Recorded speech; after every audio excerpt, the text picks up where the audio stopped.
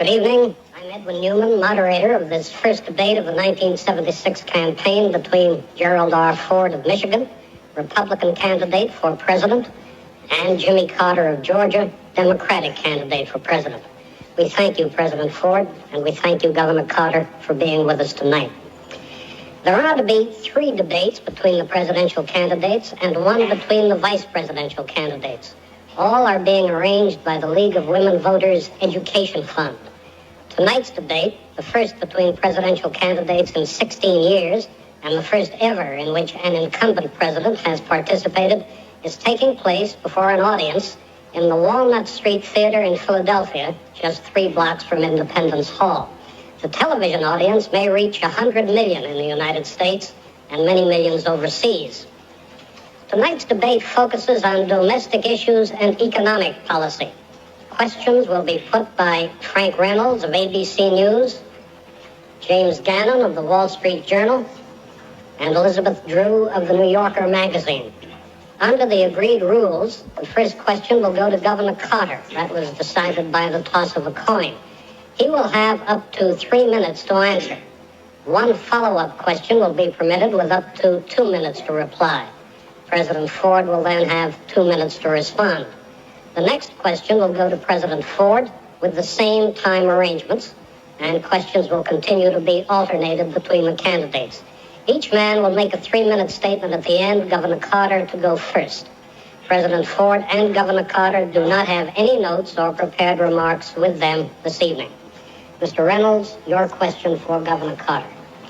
Mr. President, Governor Carter. Governor, in an interview with the Associated Press last week, you said you believe these debates would alleviate a lot of concern that some voters have about you.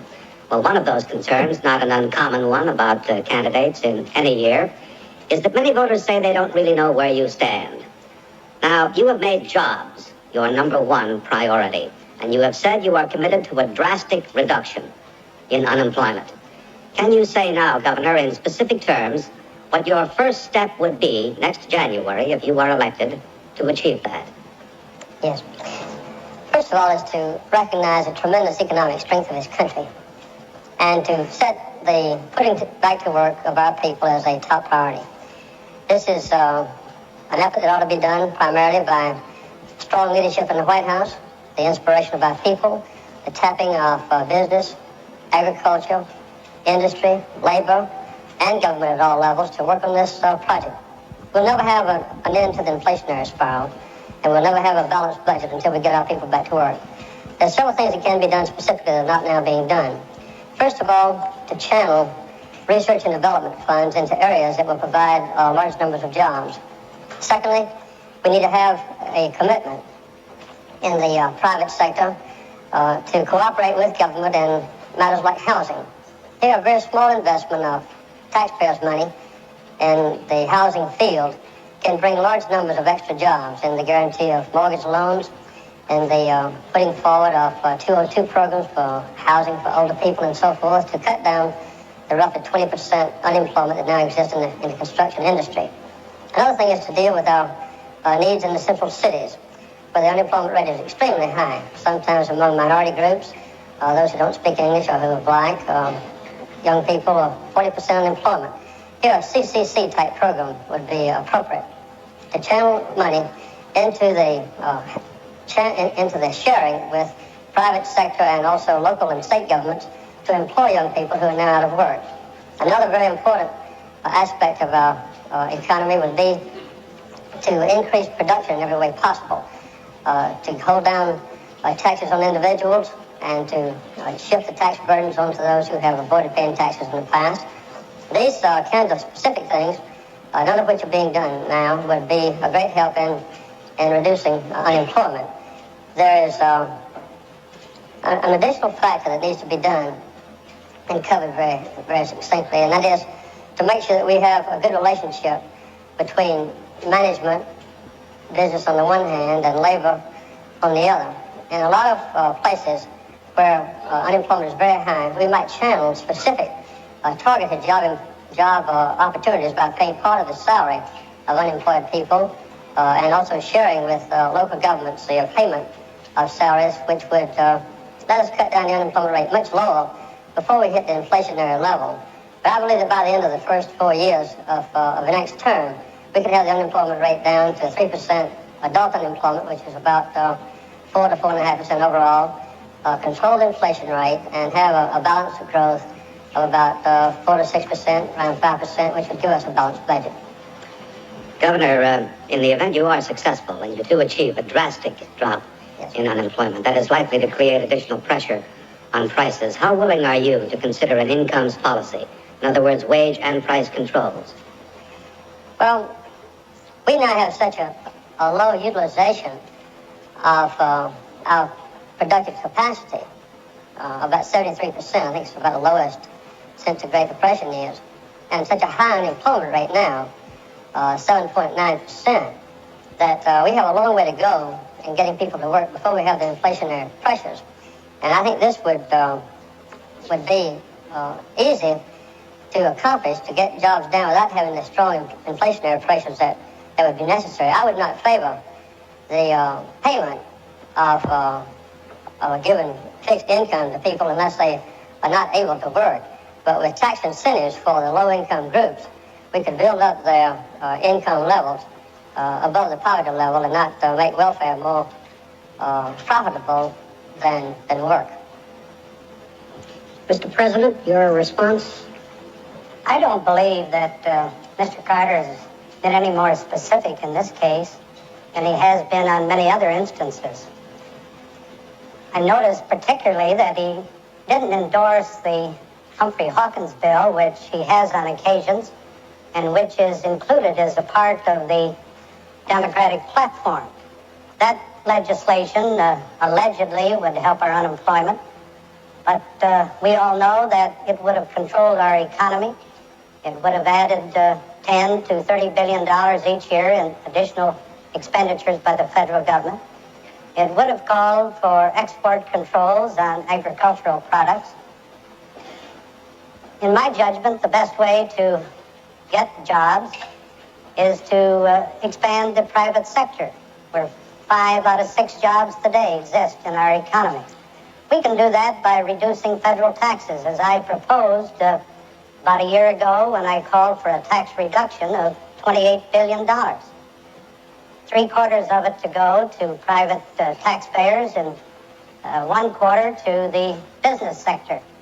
We could add to jobs in the major metropolitan areas by a proposal that I recommended that would give tax incentives to business to move into the inner city and to expand or to build new plants so that they would take a plant or expand a plant where people are, and people are currently unemployed.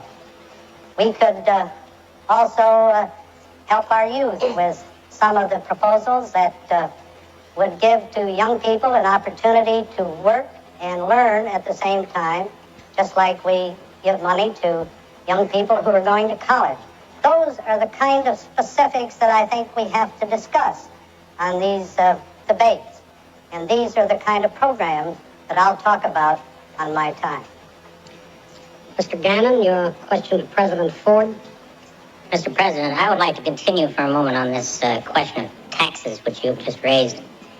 You have said that you favor more tax cuts for middle-income Americans, even those earning up to $30,000 a year. That presumably would cost the Treasury quite a bit of money in lost revenue. In view of the very large budget deficits that you have accumulated and that are still in prospect, how is it possible to promise further tax cuts and to reach your goal of balancing the budget?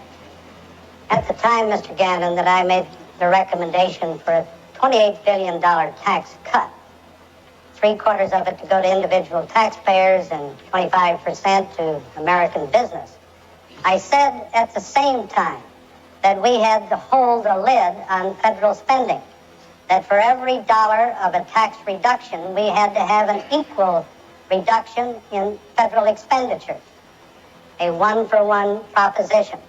And I recommended that to the Congress with a budget ceiling of $395 billion, and that would have permitted us to have a $28 billion tax reduction.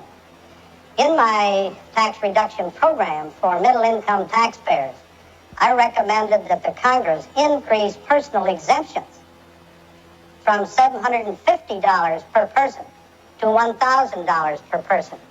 That would mean, of course, that for a family of four, that family would have $1,000 more personal exemption, money that they could spend for their own purposes, money that the government wouldn't have to spend.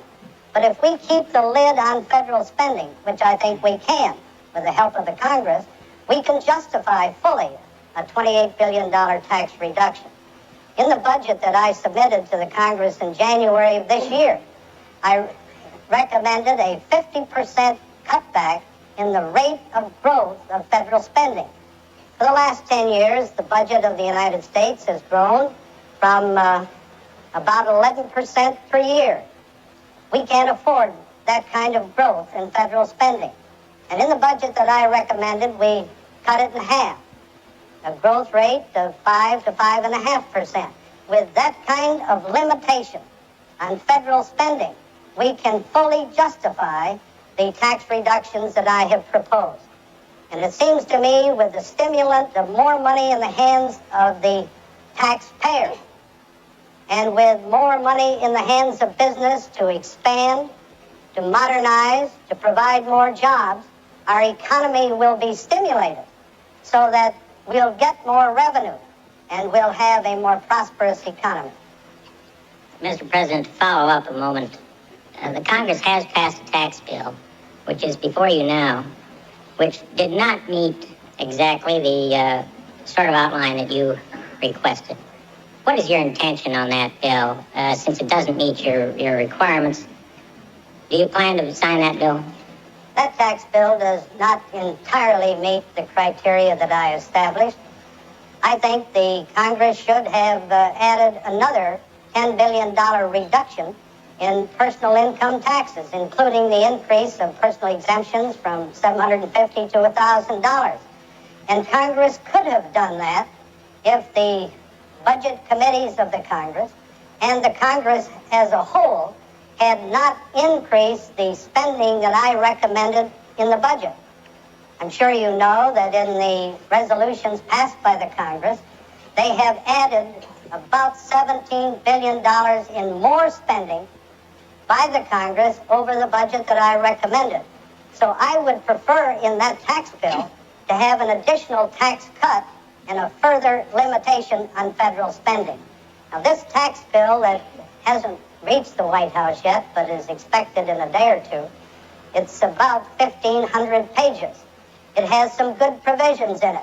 It has left out some that I have recommended, unfortunately. On the other hand, when you have a bill of that magnitude, with those many provisions, a president has to sit and decide if there's more good than bad. And from the analysis that I've made so far, it seems to me that that tax bill does justify my signature and my approval.